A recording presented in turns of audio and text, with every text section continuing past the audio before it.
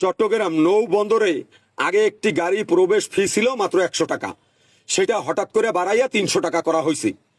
বন্দরের দুর্নীতিবাজ কর্মকর্তারা যারা দীর্ঘদিন ধরে বন্দর লুটপাট করে খাইতে আছে, এরপরে নৌ পরিবহন মন্ত্রণালয়ের দুর্নীতিবাজ কর্মকর্তারা এরা একত্রিত হয়ে এই ধরনের একটা উল্টোপাল্টা সিদ্ধান্ত নিচ্ছে। কোনো গাড়ির মালিকদের সাথে আলাপ করে নাই, শ্রমিক নেতৃবৃন্দদের সাথে আলাপ করে নাই, ওনারা খামখেয়ালি একটা সিদ্ধান্ত নিছে 100 টাকার গেট পাস ওনাদেরকে 300 টাকা দিতে হবে। এর কারণ কি?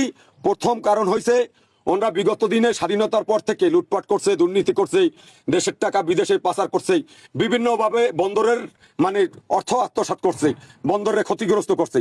এখন ডক্টর ইউনূস সাহেব আইসা বিদেশি কোম্পানির সাথে চুক্তি করছে, বন্দর বিদেশি কোম্পানি লোড আনলোড করবে। তাহলে এইখান থেকে অনেকটা ওনাদের সেই লুটপাট দুর্নীতি চুরি চামারি কমে যাবে। সেজন্য ওনারা এখন চিন্তা করলো কি করা যায়, তাহলে ড্রাইভারদের উপরে ধার্য করতে হবে, তাহলে সরকার এটাই হস্তক্ষেপ করবে না। এই জন্য ড্রাইভারদের 100 টাকা প্রবেশ ফি, 100 টাকা গাড়ি প্রবেশ ফি ওনারা 300 টাকা করছে। আর একটা কারণ হয়েছে বন্দর, চট্টগ্রাম বন্দর এবং নৌ পরিবহন মন্ত্রণালয়ে ভারতের কিছু ঘনিষ্ঠ লোক আছে, এজেন্ট আছে, তারা চাইতেছে বাংলাদেশের যাতে আমদানি রপ্তানি বন্ধ হয়ে যায় এবং বাংলাদেশের অর্থনীতি যাতে পঙ্গু হয়ে যায়।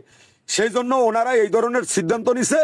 এর কারণ হয়েছে যদি ড্রাইভাররা আন্দোলন করে, পণ্য পরিবহন শ্রমিকরা আন্দোলন করে, মালিকরা আন্দোলন করে, দীর্ঘদিন ধরে গাড়ি বন্ধ থাকে, চট্টগ্রামের আমদানি রপ্তানি বন্ধ হয়ে যায় এবং শিল্প কলকারখানার আমদানি রপ্তানি সময় মতো না হয়, তাহলে আমাদের বাংলাদেশ হাজার হাজার কোটি টাকা লসে পড়বে, সমস্যায় পড়বে। এটা ওনাদের জন্য একটা ভালো হবে এবং ভারতের জন্য একটা সুবিধা হবে।